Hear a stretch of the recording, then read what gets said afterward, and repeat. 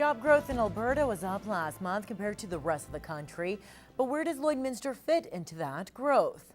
Well, we have a unique situation here in the border city, of course, seeing how we're sitting right on the line of two provinces. And the good news is Saskatchewan was second in job growth behind Alberta. Now, Alberta had a growth of 3.8%, where Saskatchewan had a 0.9% growth. Now, while the Alberta side of Lloydminster had an economic advantage by having a larger population, Saskatchewan isn't far behind. Recently, we've actually seen the Saskatchewan side of the city population-wise growing a little bit quicker than Alberta, but both sides and the community as a whole outpacing growth in Canada, Alberta, or Saskatchewan. Now, credit to the growth is thanks to then different factors throughout Alberta, such as oil and gas, which plays a large part, but so too does the Canadian dollar. When the Canadian dollar has a bit of a decline, we have more exporting of our products outside the country, but we also draw in more investment from outside of our borders. Alberta created 18,000 new jobs last month. Well, the city has announced a new organization that will oversee events when some of your favorite combat sports comes to town. Kyle Gallagher has more. Over the last decade, mixed martial arts has exploded in popularity, and the border city wants to make sure it's ready to get in on the action. Earlier this week, the Combative Sports Commission was officially announced.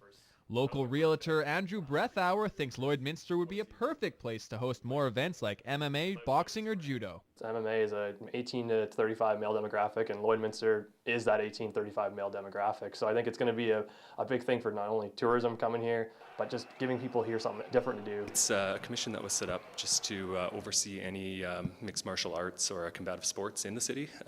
Some provinces, or most provinces, actually have a provincial body to do it, but we don't here, so that's something that we do within our city. The commission won't be creating or soliciting events, but instead making sure the ones that do come here are properly sanctioned. This group would be more to legislate ones that do come and just oversee them, make sure they're done fairly and make sure they're done properly, and just make sure these kind of events, when they do come to the city, are events that you want to have here, and make sure they're above board, I guess, that kind of thing. Being a sports background myself, I could add to the commission, and just wanting to get involved in the community and kind of branch out and do things and actually help the city as well. There is nothing official in the near future, but some MMA groups have already shown interest. Kyle Gallagher, Newcap News. Well, it's a rite of passage for most teenagers the day you enter high school. Now, last night, grade 9 students from E.S. Laird, Bishop Lloyd, and surrounding towns were invited to an open house at Lloydminster Comprehensive High School. Here now is this week's Beyond the Classroom. Jesse Borzell is getting a brush on school spirit as he checks out some of the merchandise. The grade 9 E.S. Laird student is gearing up to enter high school in the new school year, and he's getting a first-hand look at his new digs.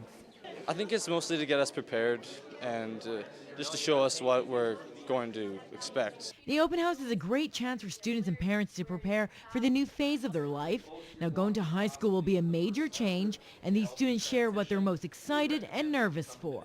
I'm most excited about math, surprisingly. My brother came here before, and he said the math programs are really good, and I'm in advanced math, so it's exciting. The hallways are a lot bigger, and the classes and opportunities are a lot different and